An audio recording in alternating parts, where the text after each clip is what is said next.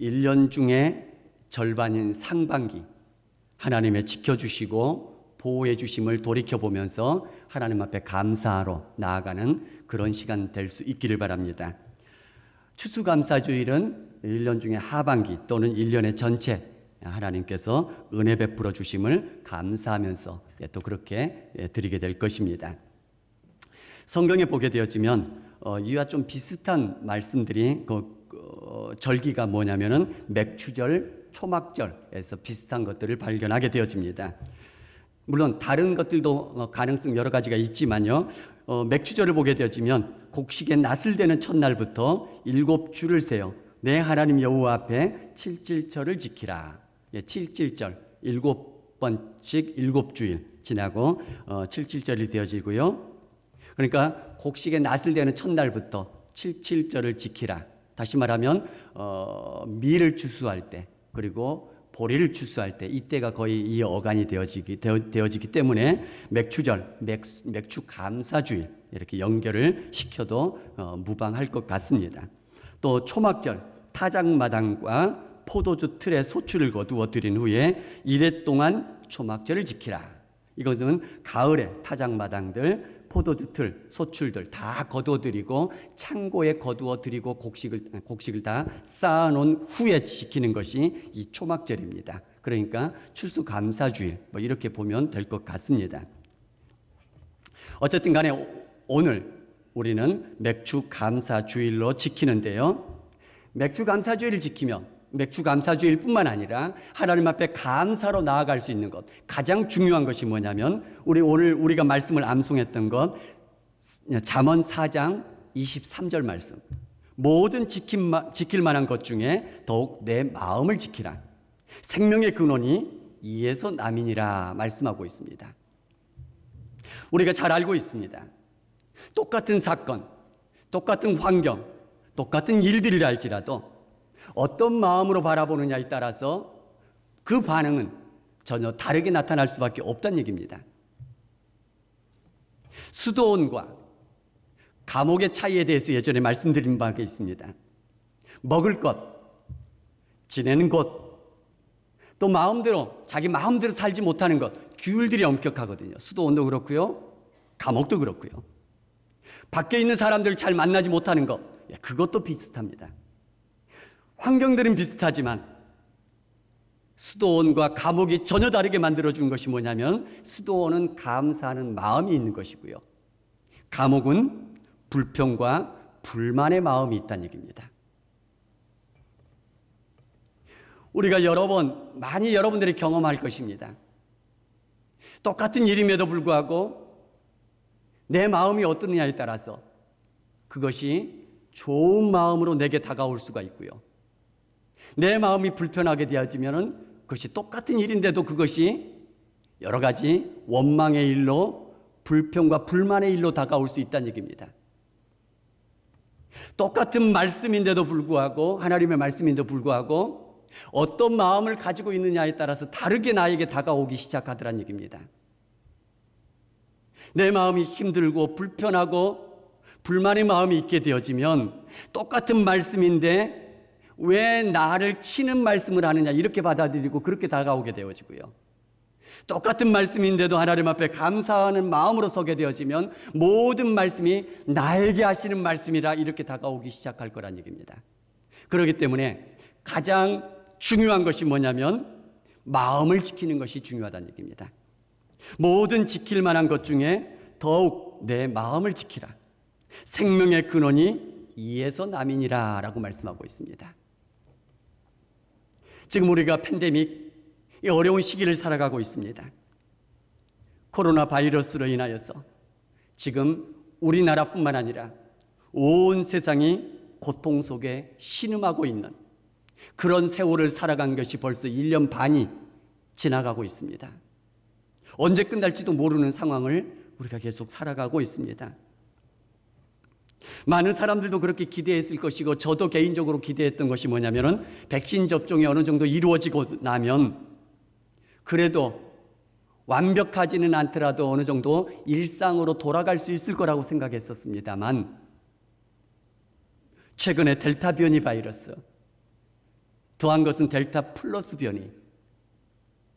그로 인해서 백신 접종이 많이 이루어졌던 나라에서조차도 지금 엄청나게 많은 확진자 수가 늘어가고 있다. 뭐 이런 뉴스를 접하게 되어지면 과연 이거 어느 정도까지 끝날 수는 있을까? 염려되는 상황인 것 같습니다. 우리나라도 최근 지금 며칠 동안 확진자가 많이 지금 올라가 있는 상황이죠. 염려되는 그런 상황입니다. 때문에 많은 마음들이 다들 어려우실 겁니다.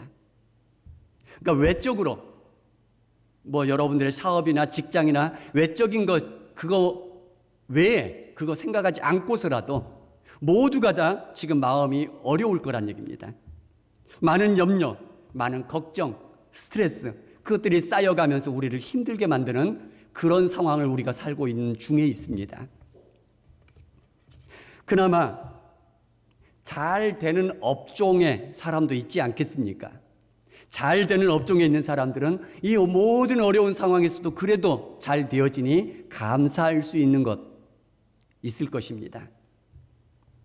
모두 일이 어려운데 큰 영향 없이 예전처럼 그렇게 살아가는 것도 또 그 가운데서 감사할 수 있는 여지들이 충분히 있을 것입니다. 그런데 어려운 업종에 있는 분들 뭐라 드릴 말씀이 없습니다.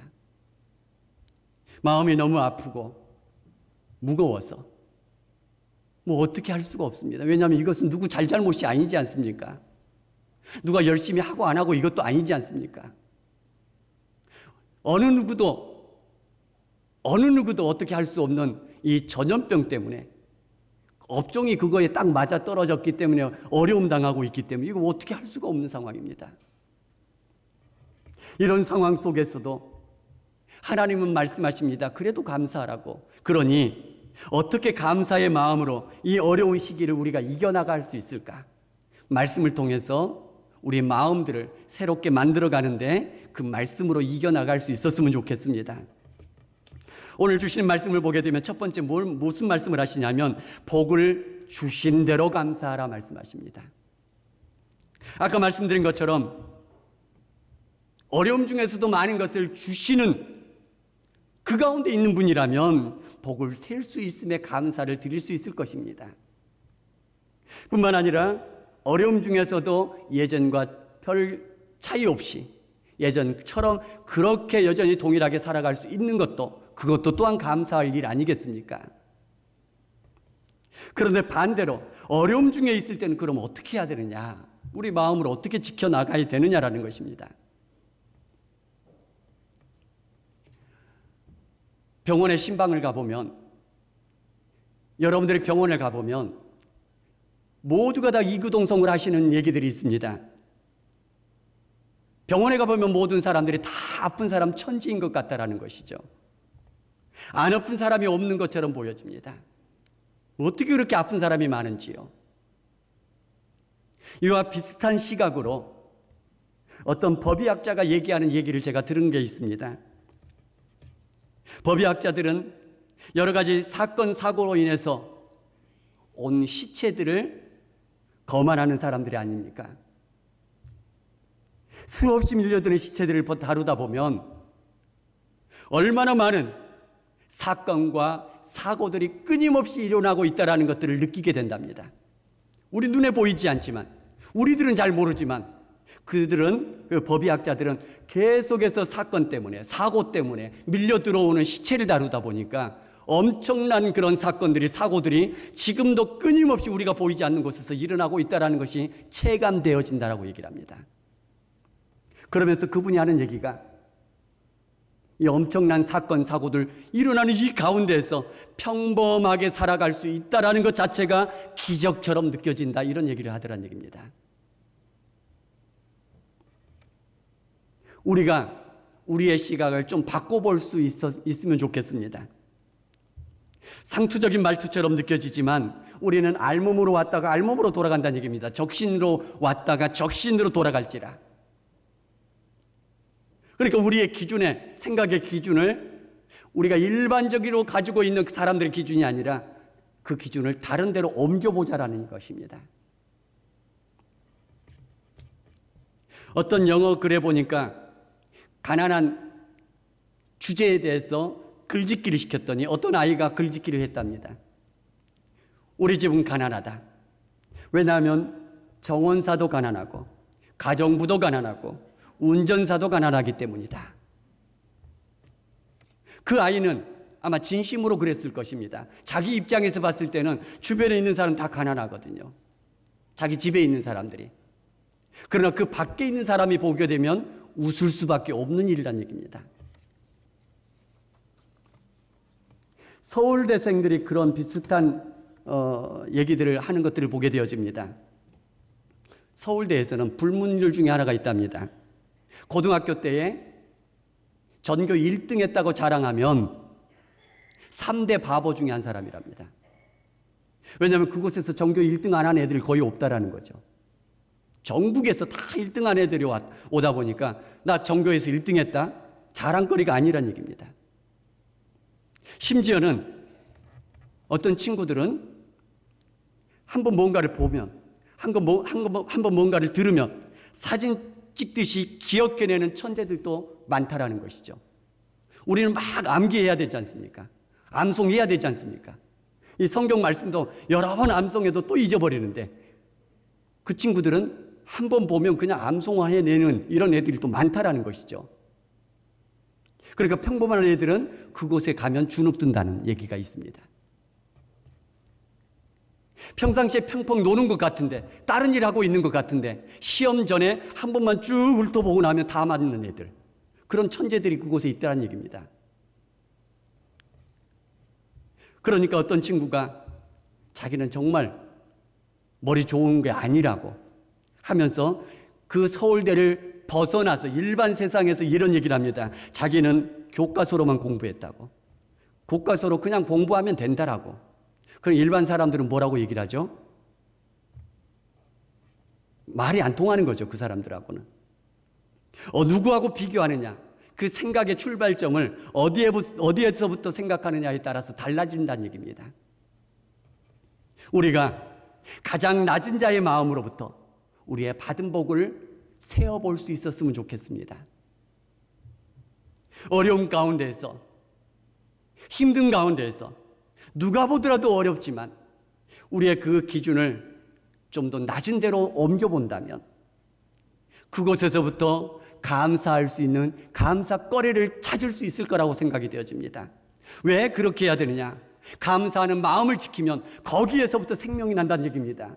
감사의 마음이 있게 되어지면 거기서부터 하나님께서 그 마음을 붙들어서 뭔가 이루어 가실 수 있는 능력이 임하기 시작하기 때문에 그렇습니다. 그래서 우리가 흔히 하는 얘기로 감사하게 되면 더 큰 감사 주신다. 바로 그게 그 말씀이란 얘기입니다. 우리 모두가 다 감사의 마음으로 진짜 손에 잡히는 감사거리들이 많아질 수 있기를 바랍니다. 두 번째는 감사할 때 내 힘을 헤아려서 감사하라 말씀합니다. 지금은 한국 교회들이 그런 교회들이 거의 많이 없어진 걸로 제가 알고 있는데요. 예전에는 그런 교회들이 종종 있었습니다. 교회에서 헌금하라고 할 때 빚내서 집을 담보로 잡혀서까지라도 하라고요. 언제요? 특히 교회 건축할 때. 근데 오늘 말씀을 보게 되어지면 내 힘을 헤아려서 하라 이렇게 말씀합니다. 거기에 맞도록 감사하라는 얘기입니다. 저는 늘 우리 성도님들에게 교회 앞에 감사하는 것 중에 하나가 뭐냐면 엘리베이터와 카페를 공사할 때 벽돌 한 장이라도 함께 동참하십시다. 많고 적고 그게 아니라, 그랬더니 여러분들 거의 대부분의 성도님들이 다 동참해 주셨다는 얘기입니다. 저는 그게 감사하더란 얘기입니다. 많고 적고 이게 아닙니다. 벽돌 한 장이라도 함께 마음을 아파하는 것이 중요하다는 얘기입니다. 예수님 말씀하십니다. 2 렙돈을 드린 여인. 그 2 렙돈은 보통 사람들에게는 아무런 가치가 없는 그런 사소한 금액이지만 예수님께서는 그 자신의 형편과 처지에서 힘껏 한 것이라는 것을 알기 때문에, 그 마음을 알기 때문에 이 중에 모든 사람보다도 제일 많이 한 사람이다. 그러니까 액수로 보신 것이 아니란 얘기입니다. 그 힘을 헤아려서 하는 그 마음을 보고 계시더란 얘기입니다. 우리는 인간적인 어떤 기준을 정해놓고 이 정도는 해야 되지 않느냐 이렇게 생각하고 그렇게 바라보는 경향이 있기 때문에 감사하기가 절 어려운 것들을 많이 보게 된다는 얘기입니다. 특히 우리나라, 제가 여러 번 말씀드린 것처럼 기부하는 것도 마찬가지입니다. 적은 금액 기부하려고 하면 내 마음도 뭔가 좀 편치 않고요. 그것을 받는 사람들도 왜 이 정도 금액을 하느냐는 식으로 쳐다보는 눈빛. 근데 그게 아니란 얘기입니다. 작은 동전을 하더라도 누가 작은 동전 땅 파면 그거 나오나요? 하긴 땅 파니까 나오긴 나오더라고요. 종로에서 보물들 쏟아져 나왔죠. 왜 그런 거 아니라면 그 돈 작은 동전이라도 그것 드리는 그 마음에 감사할 수 있어야 된다는 얘기입니다. 그래서 자신의 형편 헤아려서 자신의 힘을 헤아려서 그 안에서 감사하는 마음으로 하나님 앞에 나아가면 될 거란 얘기입니다. 반대도 마찬가지입니다. 솔로몬 왕이 왕으로 등극을 했습니다. 왕이 된 다음에 제일 먼저 했던 것, 기브온 산당에서 1천 번제를 드립니다. 1,000마리의 소를 드렸던지 양을 드렸던지, 그러면 소 한 마리가 얼마가 되겠습니까? 1,000마리면요. 있으면 있는 대로 그 형편에 헤아려서 한다는 얘기입니다. 내 힘을 헤아려서 여러분이 어렵다면, 힘들다면 그 마음 그대로를 하나님 앞에 보여드리는 것입니다. 그렇게 표하면서 나아가는 것입니다. 그 다음에 감사해야 되는 것은 자원하는 마음이어야 된다라고 말씀합니다. 억지로 강제로 하면 안 됩니다. 그렇게 되어지면 감사가 아니라 오히려 원망이 되어지고 불평이 되어지기 쉽기 때문에 그렇습니다. 출애굽한 이스라엘 백성들에게 하나님께서 모세를 통해서 하나님과 만나는 성막을 만들라고 말씀합니다. 예물들을 가져오기 시작하는데 모든 백성들이 즐겁고 자원하는 심령으로 가져옵니다. 그 성막을 짓고도 남게 되는 예물이 있는 것들을 보게 되어집니다. 즐거운 마음으로, 자원하는 마음으로 감사하면 우리 마음이 더 큰 감사의 마음으로 채워진다는 얘기입니다. 감사가 즐거운 마음, 더 큰 마음, 그러면 마음이 즐겁지 않습니까? 그러면 하는 일들도 즐거울 것이고요. 만나는 사람들도 즐겁게 만날 것이고요. 그렇기 때문에 하는 일들도 더 잘 되게 될 가능성이 많게 되고 하나님께서 물론 축복해 주실 것이고요. 베드로전서 5장 2절에도 이런 말씀을 하십니다. 너희 중에 있는 하나님의 약물을 치되 억지로 하지 말고 하나님의 뜻을 따라 자원함으로 하라. 그러니까 하나님 앞에 설 때는 그것이 무엇이든 간에 자원하는 마음으로, 기쁜 마음으로 하는 것이 가장 중요하다는 얘기입니다. 자원하는 마음으로 했던 바나바는 위로의 아들이라는 칭찬을 받게 되어지고요. 반대로 사람들에게 보이려고, 사람들에게 인정받으려고 억지 마음으로 했던 아나니와 삽비라는,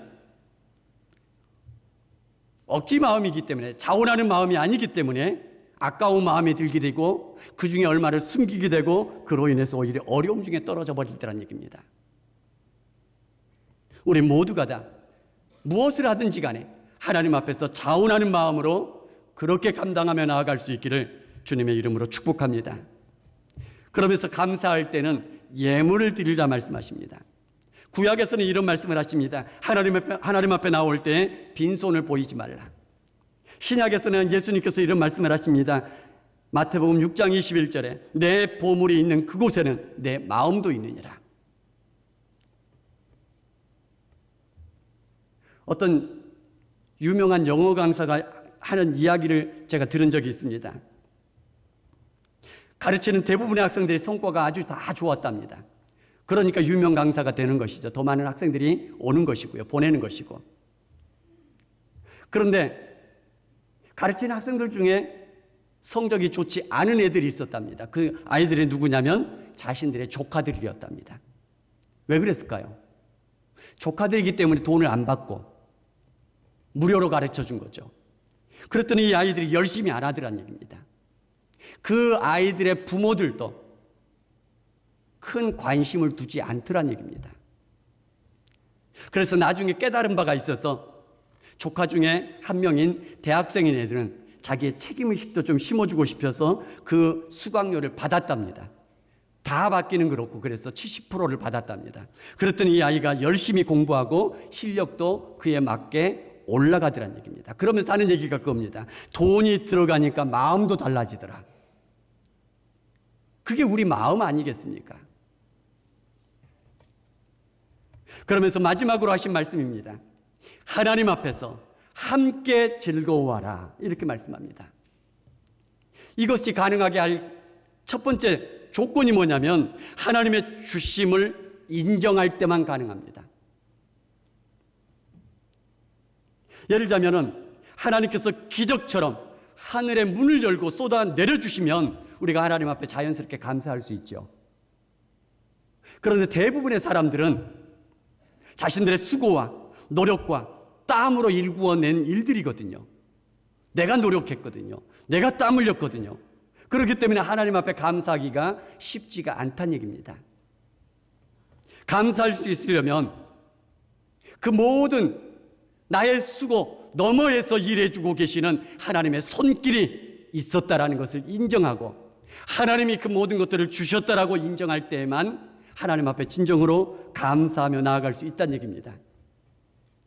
하나님의 주권과 하나님의 주관하심을 온전히 믿음으로만 하나님 앞에서 함께 즐거워할 수 있고 하나님 앞에서 감사할 수 있을 것이라는 얘기입니다. 많은 사람들은 내 노력으로 되었다라고 생각할 것입니다. 내 수고로 되었다라고 생각할 것입니다. 이스라엘 백성들도 그렇게 생각했었습니다. 신명기 8장 17절 18절에 이렇게 얘기를 합니다. 내가 마음에 이르기를 내 능력과 내 손의 힘으로 내가 이 재물을 얻었다 말할 것이라. 그러나 내 하나님 여호와를 기억하라. 그가 내게 재물 얻을 능력을 주셨습니다. 노력했지만 하나님이 건강 주셨기 때문에 가능하다라고 말씀하시는 것이란 얘기입니다. 노력했지만 하나님께서 그러한 사람들을 붙여주셨기 때문에 가능하다는 얘기입니다. 노력했지만 하나님께서 그러한 환경과 여건을 열어주셨기 때문에 가능하다는 얘기입니다. 노력했지만 하나님께서 재물 얻는 능력을 주셨기 때문에 가능하다는 얘기입니다. 이렇게 생각해 보시면 됩니다. 지금과 같은 상황 속에서 예를 들자면 여행업에 종사하신 분이라든가 그렇지만 아무리 열심히 노력하고 땀 흘리고 밤잠 안 자고 그렇게 일한다고 한번 생각해 보십시다. 가능할까요 지금? 안 된다는 얘기입니다. 이 환경이 열리지 않으면 아무리 땀 흘려도 아무리 노력해도 안 되는 일이 있다는 얘기입니다. 됐다는 얘기는 내가 노력해서 내가 땀 흘려서 내가 수고해서 됐다는 얘기는 그 모든 나머지 환경들을 하나님께서 열어주셨기 때문에 허용해 주셨기 때문에 가능한 일들이라는 얘기입니다. 그래서 하나님이 주셨습니다. 이 마음으로 하나님 앞에 설 때에 하나님 앞에 진정으로 감사함으로 나아갈 수 있을 것입니다. 또 말씀하시는 것은 혼자만 아니라 함께 즐거워하고 함께 감사하고 함께 나누라고 말씀하고 계십니다. 너와 너의 자녀와 너의 노비와 내 성중에 있는 제사장들과 함께 즐거워하라. 그리고 너희 중에 있는 객과 고아와 과부가 함께 즐거워하라. 너희 장중에 있는 권석들과 함께 감사하고요. 너희 주변에 있는 도움이 필요한 사람들과 함께 감사하라. 이것도 또한 철저하게 하나님이 주셨음을 인정할 때 할 수 있다는 얘기입니다. 하나님이 주셔서 우리도 쓰도록 주시지만 주변 사람들을 돌봐달라고 우리에게 주신다는 얘기입니다. 하나님의 손길의 역할을 대신해달라고 우리에게 주신다는 얘기입니다. 그것을 그 하나님의 손길을 그 하나님의 마음을 온전하게 믿고 의지할 때에 우리 주변의 사람들과 함께 나누면서 함께 감사함으로 나아갈 수 있게 될 것이란 얘기입니다. 주신 이도 하나님이시요 거두시는 이도 하나님이시라. 전적으로 하나님의 손길을 돌아봄으로써 우리의 마음과 우리의 생각을 지켜냄으로써 감사의 마음으로 점점 채워갈 수 있는 우리 모두가 될 수 있기를 바랍니다. 그리고 그 감사의 마음이 더 큰 감사거리를 만들어내는데 쓰임받는 그런 우리의 마음들 될 수 있기를 주님의 이름으로 축복합니다. 무엇을 지켜나가야 된다고요? 우리의 마음과 우리의 생각을 어떻게 해요? 하나님의 마음으로, 하나님의 말씀으로 지켜나감으로 그렇게 승리하며 나아갈 수 있는 우리 모두가 될 수 있기를 주님의 이름으로 축복합니다. 같이 찬양하겠습니다. 내 입술의 말과 나의 마음의 묵상이 주께 연락되기를 원합니다.